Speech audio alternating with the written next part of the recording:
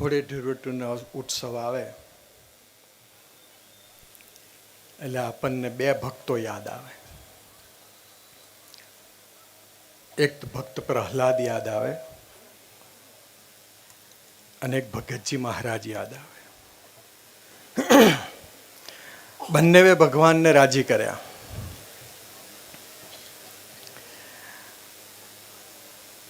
એમ બધાને ખૂબ આનંદ થાય કે આજે ધૂળેટી એટલે આનંદનો ઉત્સવ. પણ આનંદ એટલા માટે થયો કારણ કે પ્રહલાદ અને ભગતજી મહારાજ એ બે જણાએ ખૂબ સહન કર્યું છે. આ ધરતી પર આવીને એ લોકોએ ખૂબ અપમાનો સહન કર્યા અને છતાં પણ એ અપમાનોનો રિવોર્ડ એ લોકોએ દેહથી નથી આપ્યો. કોઈ આપણું અપમાન કરે, આપણે બે લાફા એને મારી દઈએ, પૂરું થઈ ગયું. અપમાનનો બદલો ભગતજી મહારાજને ભક્ત પ્રહલાદે બુદ્ધિથી નથી આપ્યો. આપણે બી આપણા ઘરમાં પ્રસંગ બને, મંડળમાં પ્રસંગ બને, કોઈક આપણા માટે અપમાન કરે, કોઈક આપણા માટે બે શબ્દો કહી જાય, તે પ્રસંગને બુદ્ધિથી હટાવવા માટે પ્રયત્ન કરીએ કે હોય આવે, જગત છે, બોલ્યા કરે. અત્યારે તો આપણે બધા ખૂબ નસીબદાર છે કે અત્યારે ચૂંટણીના માહોલમાં બેઠા છે અને 2024નો મહાયજ્ઞ આવી રહ્યો છે. અને સ્વામીજી તો એવું કહેતા કે ભાજપને મત એટલે ભગવાનને મત.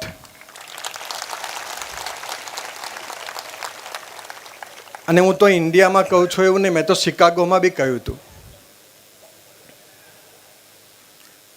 કે આપણા ઘરમાં આપણે રામાયણ રાખવું હોય, પુસ્તક, આપણા ઘરમાં આપણે રામાયણનું પુસ્તક રાખવું હોય, આપણા ઘરમાં આપણે ભગવદ્ ગીતાનું પુસ્તક રાખવું હોય, આપણા ઘરમાં આપણે વચનામૃત અને ગુણાત્યાન સ્વામીની વાતો રાખવી હોય, આપણા ઘરમાં આપણે ઉપનિષદ અને વેદો રાખવા હોય તો ભાજપને સાથ આપજો. કારણ એ હિન્દુ સંસ્કૃતિનું કામ કરે છે. આ તો આઉટ ઓફ ટ્રેક છે કારણ કે માહોલ એવો હોય એટલે વચ્ચે કંઈક આવી જાય. પણ નરેન્દ્રભાઈ લંડન ગયા હતા અને ત્યાં એક ભાઈએ પ્રશ્ન પૂછ્યો કે તમે આટલું બધું કામ કરો છો, 17 કલાક 18 કલાક કામ કરો છો, તમારું શરીર આટલું બધું સારું છે તો તમે યોગા કરો છો, આસન કરો છો, વોકિંગ કરો છો. ત્યારે નરેન્દ્રભાઈ એક વાક્ય બોલ્યા કે હું રોજની 2-3 કિલો ગાળો ખાઉં છું. તો એ વ્યક્તિએ એના જે અપમાનો થયા એને બુદ્ધિથી એને જવાબ નથી આપ્યો છે. ભક્ત પ્રહલાદના અપમાનો થયા, સામાન્ય અપમાનો નહોતા થયા. પર્વત ઉપરથી ફેંકી દીધા, દરિયામાં નાખી દીધા, ઝેર આપી દીધું, અગ્નિમાં મૂકી દીધા. અમારે આ શ્રીજી ચરણ સ્વામીના પ્રદેશમાં હોળીનો ઉત્સવ હતો તો પ્રબોધ સ્વામી ત્યાં પધાર્યા હતા. તો મેં એક વાક્ય મારાથી વિચિત્ર બોલાઈ ગયું એમ, અને એ વાક્ય એ હતું કે ભગવાનના વરદાન આગળ ભક્તનો વિજય થયો. કેમ કે હોલિકાને તો આશીર્વાદ હતા કે તમે અગ્નિમાં નહીં બળો. પણ એ વાક્ય પ્રબોધ સ્વામીને ગમ્યું નહીં, કારણ એ લોકોની ટેરેટરીમાં આવે એટલા માટે. આશીર્વાદ આપવા એ આપણી ટેરેટરીમાં ના આવે, એમની ટેરેટરીમાં આવે. બાકી અત્યારે તો દસ્તાવેજો ખોટા પડે છે, આશીર્વાદની તો ક્યાં વાત છે. અને અમેરિકા ને કેનેડામાં તો હવે આશીર્વાદ આપનારની સામે શું કરવાનો અધિકાર ક્લાયન્ટને આપી દીધો. તમે આશીર્વાદ આપો ને ફળે નહીં તો હું તો કોર્ટમાં કેસ કરી શકું. એટલે કોઈ આશીર્વાદ આપતું નથી. હા, પણ ભક્ત પ્રહલાદનું અપમાન થયું, ઝેર આપી દીધું, છતાં પણ એનો જવાબ એને ભજનથી આપ્યો છે. આજે હોળીના દિવસે, ધૂળેટીના દિવસે પ્રબોધ સ્વામીને પ્રાર્થના એ કરવી છે કે અમારા જીવનમાં બી પ્રસંગો બનશે, અમારું કોઈ અપમાન બી કરશે અને કોઈક માન બી આપશે, પણ એનો જવાબ અમારે મનથી નહીં, બુદ્ધિથી નહીં, ભજનથી આપવો છે. કેમ કે એમને બી અગ્નિમાં નાખી દીધેલા. એટલે મેં પેલું કહ્યું, મૂકું ભગવાનના વરદાન સામે ભક્તનો વિજય દિન. એટલે પ્રબોધ સ્વામી એવું બોલ્યા કે ભગવાનના વરદાન કોઈ દિવસ ખોટા પડતા નથી. સ્વામીજી એવું કહેતા કે સૂર્ય એનો પ્રકાશ છોડી દે, ચંદ્રમા એની શીતળતા છોડી દે, ભગવાન એની વાણીની સત્યતા ક્યારેય છોડતા નથી. ભગવાને કીધું કે અગ્નિમાં નહીં બળે એટલે બળે જ નહીં.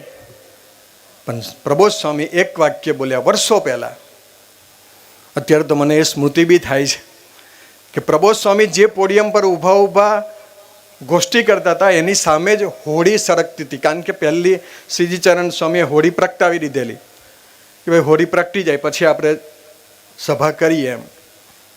અને ત્યારે મને એક્ઝેક્ટ યાદ છે કે પ્રબોધ સ્વામી એવું બોલેલા કે બધાના ઘરમાં આવી હોળી પ્રગટે છે,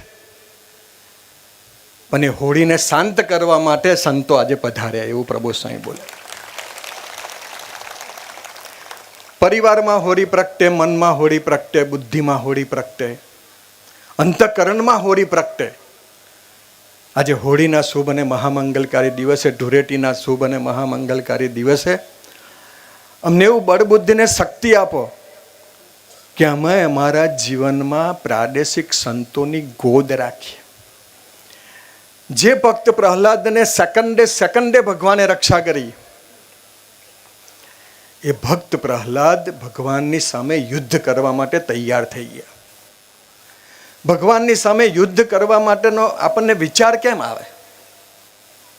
ભગવાન જ્યારે આપણા સ્વનો પ્રલય કરે ને, કારણ કે પ્રહલાદ ભગવાન નર નારાયણ પાસે ગયા અને નર નારાયણ દેવે ધનુષ્ય ને અર્જુન ધનુષ્ય ને બાણ રાખેલા.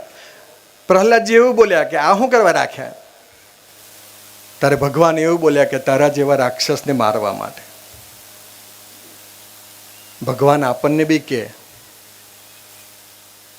કે તારા જેવો રાક્ષસ આ સત્સંગમાં છે તો આનંદ માનવાનો, મારી પર અધિકાર તો કર્યો.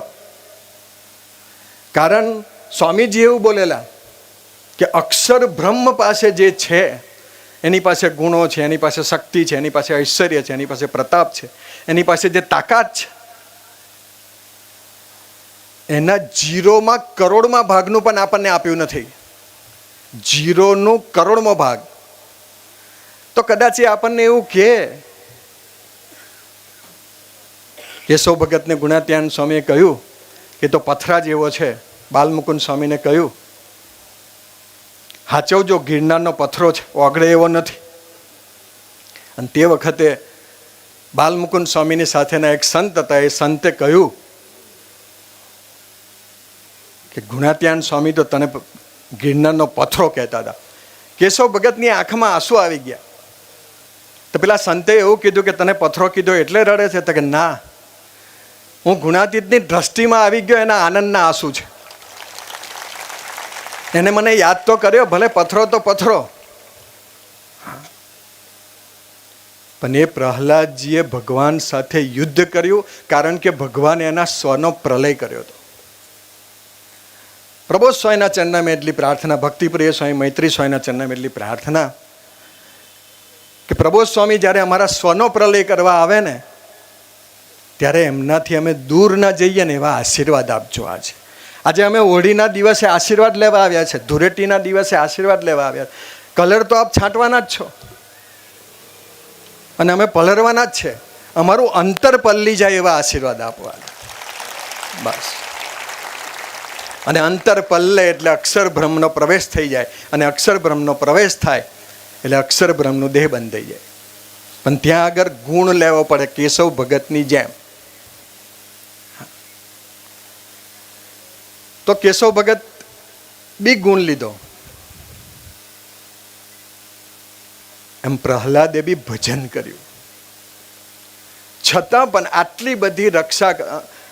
અમારું કેવું છે પ્રબોધ સ્વામી કે તમે અમારા 100 કામ કરો ને, પણ એક કામ અમારું ન કરો ને એટલે અમે તમારાથી પૂઠ ફેરવી દઈએ છીએ. કારણ એટલા માટે અમારા બધા જ કામો અમે ઉપરથી દસ્તાવેજ કરાવીને આવ્યા છે કે અમે પૃથ્વી પર આવ્યા છે એટલે હરિપ્રસાદ સ્વામી અને પ્રબોધ સ્વામી અમારા બધા જ કામ કરવા જોઈએ. અરે આપણે બધા એના કામ કરવાના, એટલા માટે પૃથ્વી પર આવ્યા. એ કામ ન બી કરે, આપણું નિષ્ઠા પાકી કરાવવાની હોય તો. અમારે કેનેડામાં એક દીકરો છે, તે 6 વર્ષ પિયાર ના આવ્યા, તો એને પ્રબોધ સ્વામીને કહ્યું કે પ્રબોધ સ્વામી મારા પિયાર નથી આવ્યા તો મારી કોઈ ભૂલ છે? તો પ્રબોધ સ્વામી એક જ વાક્ય બોલ્યા કે ભૂલ હોય તો જ ભગવાન પિયાર અટકાવે એવું ના હોય, નિષ્ઠા પાકી કરાવવા માટે બી પિયાર અટકાવે. તો આપણને નિષ્ઠા પાકી કરાવવા માટે બી પ્રસંગો ઊભા કરે. પણ પ્રહલાદના જીવનમાં ભગવદી નતા. આપણે તો કેટલા બધા અદ્ભુત એવા પ્રાદેશિક સંતો છે કે એની પાસે જતા રહીએ ને તો પ્રબોધ સ્વામીથી દૂર જ ન જવા દે આપણને. પણ છતાં બી પ્રહલાદે ભગવાન સામે યુદ્ધ કર્યું, અને સામાન્ય યુદ્ધ નહીં. શાસ્ત્રો એવું કહે છે કે 10,000 વર્ષ સુધી. તમે વિચારો તો ખરા, 10,000 વર્ષ સુધી ભગવાન સામે યુદ્ધ કરે, કેટલી તારીખો પડી હશે કોર્ટની? 10,000 વર્ષ સુધી યુદ્ધ ચાલે એટલે છતાં પણ ચાલ્યું. અને ત્યારે ભગવાને કીધું હવે હું યુદ્ધ કરીને નહીં જીતવું. પછી ખ્યાલ આવી ગયો કે આ મૂર્તિ હવે યુદ્ધ કરીને જીતાય એવી નથી. उस शख्स को कोई गिरा नहीं सकता क्योंकि उसने चलना ही ठोकरों से सीखा है.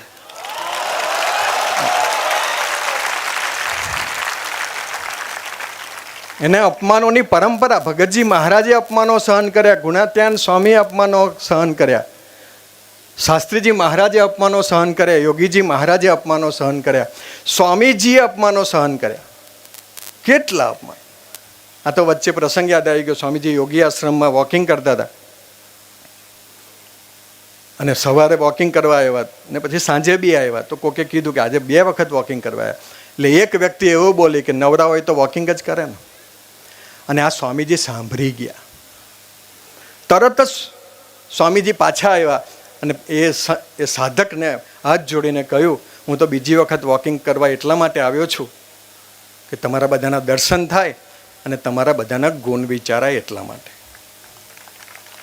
ભગતજી મહારાજે પણ અપમાનોનું રિવોર્ડ, અપમાનનો બદલો એક સૂત્રથી આપ્યો, ભક્તો કેવર બ્રહ્મની જ મૂર્તિ. બાકી ભગતજી મહારાજને ઝેર આપેલું. ભગતજી મહારાજને બી અપમાનો જ કરેલા. કદાચ ભગતજી મહારાજના જેટલા અપમાનો થયા હશે એટલા અપમાનો આપણા નહીં થયા હોય, છતાં બી એનું સૂત્ર હતું ભક્તો કેવર બ્રહ્મની જ મૂર્તિ. એને બદલો આ રીતે આપ્યો, એને બદલો આ રીતે લીધો. પ્રબોધ સ્વામીનું બી અપમાનો થયા છે, નથી થયા એવું નથી. પ્રબોધ સ્વામીની ફેટ પકડી હતી એ ઇતિહાસ છે. કદાચ કોકને એવું લાગશે સાત્વિક ભાવે ભાઈ આ બધી વાતો શું કરો છો? પ્રબોધ સ્વામી એવું બોલેલા કે ભગવાને બેઠેલો ભીડો જો યાદ ન કરીએ તો ભક્તિ ના પ્રગટે. યાદ રાખી જ મૂકવાનું. અહીંયા આગળ મારા બાપે સહન કર્યું, મારે તો સહન કરવાનું જ છે. પણ જે દિવસ એની ફેટ પકડી એના બીજા દિવસ એને સૂત્ર આપ્યું, ડોન્ટ એક્સાઇટ, ડુ ભજન. ભજન કરો બસ. આપણે તો ખૂબ નસીબદાર છે કે આપણને પુરુષ મળી ગયા. हम तो नसीबदार है कि हमको भटकते भटकते मंजिल मिल गई. गुमराह तो वो है जो घर से निकले ही नहीं. હા,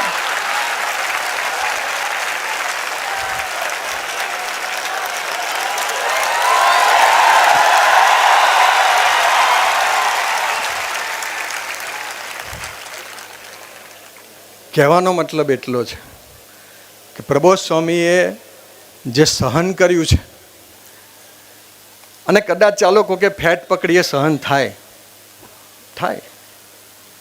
કોઈક 2 લાફા મારી દે સહન થાય, પણ એ સાધુ આજે લાખોના આત્માનું જતન કરવાની એનામાં તાકાત છે. હરિપ્રબોધમ પરિવારના લાખો હરિભક્તોના આત્માનું જતન કરવાની તાકાત એનામાં છે. અને છતાં બી એ વ્યક્તિ પ્રબોધ સ્વામી 50 વર્ષ સુધી એને વાસણ ઘસ્યા, 50 વર્ષ સુધી ઝાડુ માર્યું, 50 વર્ષ સુધી વડીલોની સેવા કરી. એ અપમાનો સહન ના થાય સ્વામી, અને છતાં બી એને હસતા મોરે સહન કર્યું. અને જે દિવસે 21મી એપ્રિલે બહાર નીકળ્યા તે દિવસે આપણા માટે સોનાની ચાદર પાથરી દીધી. આપણે કેટલા બધા નસીબદાર હે. હા, આપણે તો ખૂબ નસીબદાર છે. કદાચ હું તો કદાચ માફ કરજો, ચંપકસિંહે કીધું પ્રથમ 18 પાડીશું, ભાઈ નહીં પાડવું એવું છે જ નહીં. પ્રથમ 18 પાડીશું ને 16 પાડીશું. પણ કદાચ નાની મોટી ભૂલ આપણાથી થાય, આ લોકોને ના થાય, આપણી થાય જ, એટલે નીચે બેઠા, નહીં તો આપણે ઉપર ના બેહત. ભૂલ તો થાય, હા, પણ ભૂલની અંદર ડૂબેલા નથી રહેવું, આપણે પ્રબોધ સ્વામીમાં ડૂબેલા રહેવું છે. આપણે ગમે તેવી ગંદી ખાબોચ્યું છે, આપણામાં રહીને અલ્હાબાદની ગટર પસાર થાય છે, પણ ગંગાનો સંબંધ છે એટલે ગટર આપણી ચોખ્ખી થઈ જવાની છે એક દિવસ, એ પાક્કું છે. એટલે આજના શુભ અને મહામંગલકારી દિવસે, ધૂળેટી અને હોળીના શુભ અને મહામંગલકારી દિવસે પ્રહલાદજીએ એના અપમાનોનો જવાબ ભજનથી આપ્યો. ભગતજી મહારાજે એના અપમાનોનો જવાબ ભક્તો કેવળ બ્રહ્મની જ મૂર્તિ એવો આપ્યો. અને આપે અપમાનોનો જવાબ ડોન્ટ ટેક સાઇડ ડુ ભજનથી આપ્યો. એવી રીતે અમને પણ તમારા માર્ગે ચાલવાનું બળ બુદ્ધિને શક્તિ મળે, એ જ પ્રાર્થના સહજાનંદ સ્વામી મહારાજની.